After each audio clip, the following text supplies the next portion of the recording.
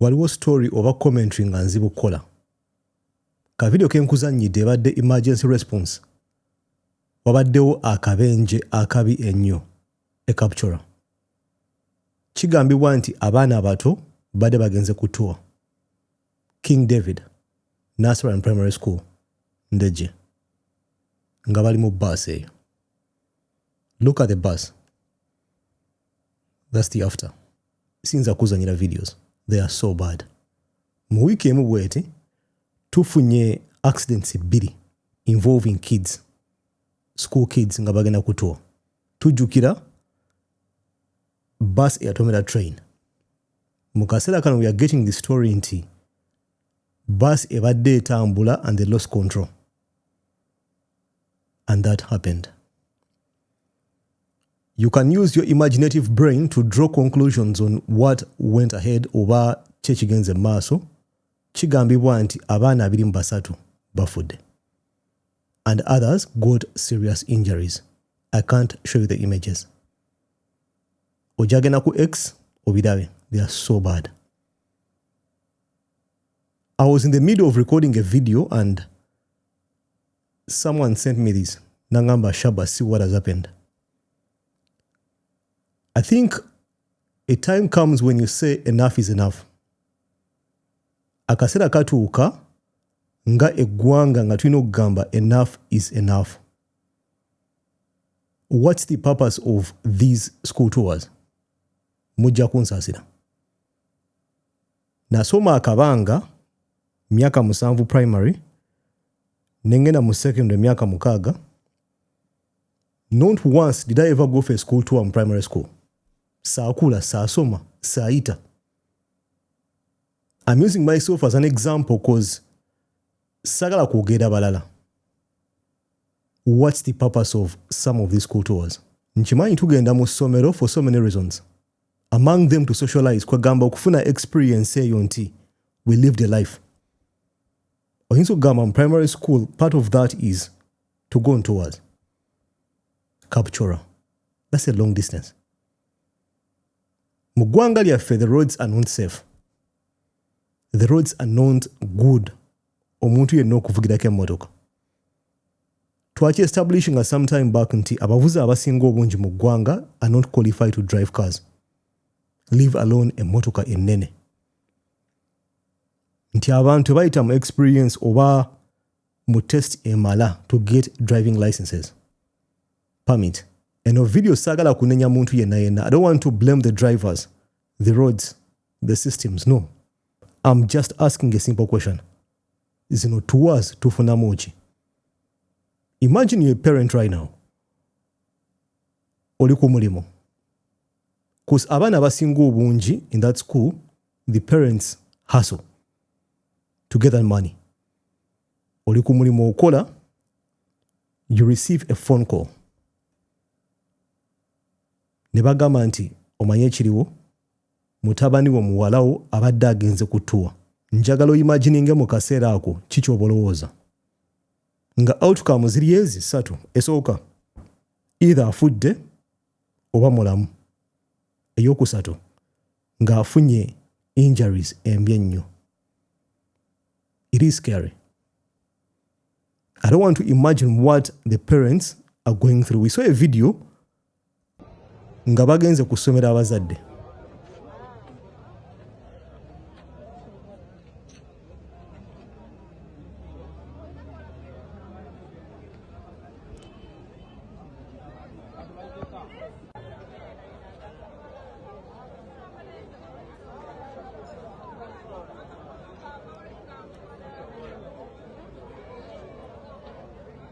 Imagine kye bayitamu mu kaseera ako buli muzadde ali awo yeraliikiridde.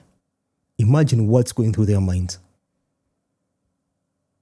Nkugambye, I don't want to even think about being in that position. Sagala. Kyanaku nnyo what has happened. Do we have control over this as a nation? I think we do.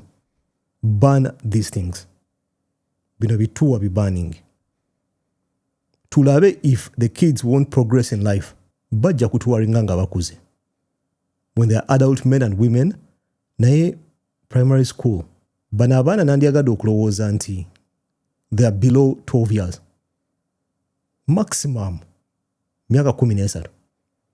But I think ku myaka 13 olina okuba nga oli mu secondary school, senior one. What are they looking for as a nation? Tunoonya ki mu zino tours? Because bili encouraged. The school bateekayo advert nti tulinayo tour yaki P5 to P7. Ne bafumba n'emmere. They hire a bus. I think somehow they make a profit out of it. Bakubako enjawulo. Nti omuzadde tuweeyo ssente bweziti omwana agenda ku tour. Bafunako enjawulo. Sagala bigendamu ebyo. We have control over this. Ban these things. Otherwise, over the years we've seen accidents happen. Tuze tubira bino si bibya. I think we're in a position right now as a nation to make some noise. As responsible citizens, we can make some noise and the government can act on our noise. Omwana omuto ali mu primary school, lwaki government eteekawo even an environment for schools to even think about it. The kids can go for a tour. Tour nga mulimu okutwala bus over 100 kilometers. Mu buwanvu obusukka mu kilometers 10. Niwe gaba 5. Banonyayo ki?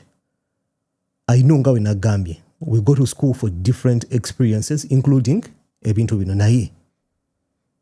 I think enough is enough. It's not worth it. Right now, omuzadde kyayitamu abadde alina omwana mweri essomero. I don't want to imagine it. I do not want. Olaba nze kinnumye nga tewali mwana gwe mmanyiyo. But looking at the images, you begin thinking, what if oyo mwana wange? What if oyo mwana mwinako Uganda? Olaba kinnumye. Nawe kyomanya ndaba kikulumye. Kikuteko. Imagine the parents. Enough is enough. Ministry of Education, kekasera you ban these things. I genuinely don't see what we lose or gain. Nga omwana primary school myaka 10-18 tagenze kutua. Nyinza okuba nga ndi mu nsi yange nga I'm deluded. Ojachinga mu comment section. What do you lose? Ofiri wachi, what do you gain if a kid goes to Kapchora? Siri kusala wachifo. I'm not. Ndikuwa context of the distance. Obuwanvu. Nti agenze Jinja kulaba River Nile. Ajja kubira banga akuze. They will grow up. They will study. They will pass. If it means revising the curriculum, do it. But I don't see why we keep on allowing abana abato bano ogenda mu zino tours. We lost abana 23 young kids, babies. In a scenario which I think ngenda kuchiddamu, I know siri Katonda teri muntu alina control over death. It can happen anytime. Omutonzi oyo asalawo, but prevention is always better than cure. Okutangiza kusinga okujjanjaba. Mulimu ebintu, if you ban school tours right now, you cut the number of accidents n'abaana abafa by like 3/4. I don't see what we lose or gain. Sijja kulimba. The images are so bad. Gwe aina emmeme ntono oba nga you're easily affected by trauma, ebintu nga bino, my advice is tobiraba. Abana bali kutaka, they're on the floor. Baso jirabi, you saw the image. You're never there. So imagine abadde munda, the parents, my God. Oli ku mulimu and the phone rings. Shaba mutabani wo muwala wo, King David, Nursery Primary School, akabenje kaguddewo. What's going through your mind mu kaseera ako?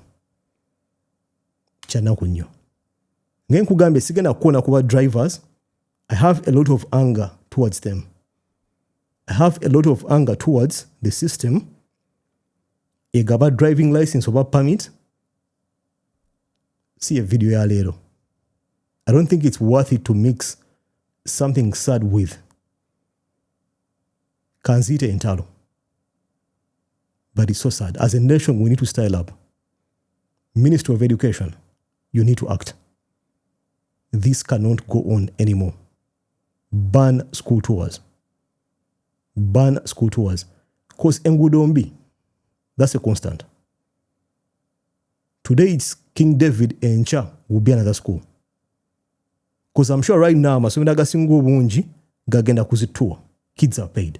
Ban them. I tell you, one thing I've learned about news and tragedy, it happens in waves. Twalabye train and a school bus. Right now, tulabye this school. If this continues, siri gezako kubera prophet of doom, and I pray what I'm going to say is wrong. Naye bintu bino. If one happens, another happens. Simanyi how it works. If one accident happens, another happens, and another. Bijiramu wave. We need to be very careful. If you're a parent right now ngondaba, nga oyina omwana abadde planning ogenda ku tour, think twice. Chikuba mu pause. I'm not being superstitious one, but things happen in waves. Tragedy comes in waves. Techijja choka choka. I'm not saying it's going to happen, but dayo osome obolabe trend of how things happen in the nation. 2 accidents in a space of less than 7 days involving young kids. Ngenda kuchidamu. Minister of Education and anyone responsible, pull the plug. Pull the plug. This needs to end. Kids going on trips, we lose nothing. We gain nothing. Njakusaba ompendo woza mu comment section wansa okubye nkonyeko obiroza coach. Do you support primary school kids? Abana abato okugenda mu zi buses. I know mweno video nkugambye tombulya system, tombulya poor drivers, tombulya poor roads. Tukitegeke ebbali ekyo. Let's focus on the whole picture of us as a nation allowing young kids to go on tours. Okirowooza coach. Take endowooza mu comment section wansawo. Nja kulaba mu video dako. Peace.